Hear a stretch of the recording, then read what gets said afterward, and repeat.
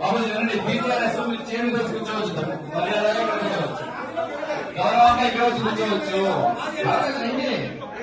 చేయను కదండి, కింద కూర్చోమని నేను చెప్తున్నానా? చేయను కూర్చోండి ఫస్ట్. ఇది పీటీఆర్ఎస్, ఇది మీరు కింద కూర్చొని డ్రామా చేయడానికి లేదు. ప్లీజ్ కమ్, చేయడం చేయని వచ్చి కూర్చోవాలి. బాబు ఇది ధర్నా గృహం కాదు, ఇది పీటీఆర్ఎస్ పబ్లిక్ ఆఫీసు. మీరు చేయని వచ్చి కూర్చోండి, చేయని వచ్చి కూర్చోండి. మీరు చేయని వచ్చి కూర్చొని చెప్పుకో.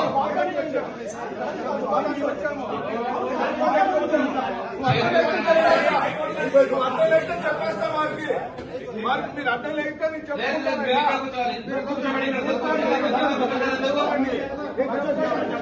వచ్చే ప్రతి అయ్యా కూర్చోడానికి రాలేదయ్యా, మీ ప్రభుత్వానికి విమర్శించుకోవడానికి వచ్చాము. 3 చోట్ల ఆపారు. మీరు చెప్తున్న పబ్లిక్ గ్రీవియన్స్ కదా, మీరు చెప్తున్న పబ్లిక్ గ్రీవియన్స్ కి రావడానికి ఈ పోలీస్ వ్యవస్థ మమ్మల్ని 3 చోట్ల బ్యారికేడింగ్ పెట్టి ఆపారు. మీరు కలెక్టర్ గారు చర్య తీసుకోవాలి. ముందు పోలీసులు మమ్మల్ని మీకు రిప్రజెంటేషన్ ఇవ్వడానికి వచ్చాము.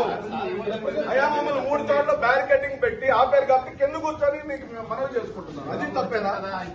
అది తప్పేనా? ఏం చేసినా తప్పే.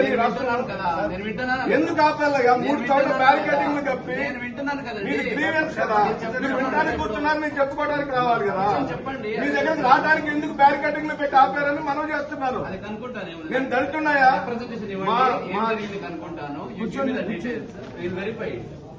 రాష్ట్ర ప్రభుత్వ ఆధ్వర్యంలో జరిగిన మెగా డిఎస్సీలో అవకతవకలు జరిగి ముఖ్యంగా షెడ్యూల్ క్యాస్ట్కి సంబంధించిన వాళ్ళకి అర్హత ఉన్న వాళ్ళకి ఉద్యోగాలు రాలేదు. దీనిలో స్కామ్ జరిగిందని మా మాజీ ముఖ్యమంత్రి వారి దగ్గరికి డిఎస్సీ క్యాండిడేట్లందరూ వచ్చి రిప్రజెంటేషన్ ఇచ్చారు. వాళ్ళు చూస్తున్నారు, మీకు మనవి చేసుకోవడానికి వచ్చారు. తప్పనిసరిగా వాళ్ళకి మీరు న్యాయం చేయాలి. కూర్చోండి, మీరు న్యాయం చేయాలి. చంద్రబాబు నాయుడు గారు చెప్పండి. మీరు ఆపారు కాబట్టి కూర్చున్నాను. మీ వ్యవస్థ ఆపింది, మీ వ్యవస్థ ఆపింది, మీ వ్యవస్థ ఆపింది. మీరు ఆపారా లేదా? మీరు ఆపారా లేదా?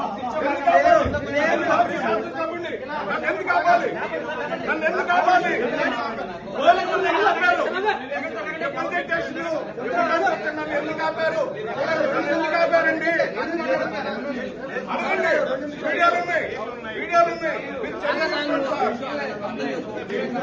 అదే కంప్లైంట్ సార్. అవునండి, వీడియోలు చూడడానికి వచ్చా కూడా ఆపారు. తెలియజేస్తాము, ఏం జరిగింది అనుకుంటాము, మీకు కూడా తెలియజేస్తాము. Thank you.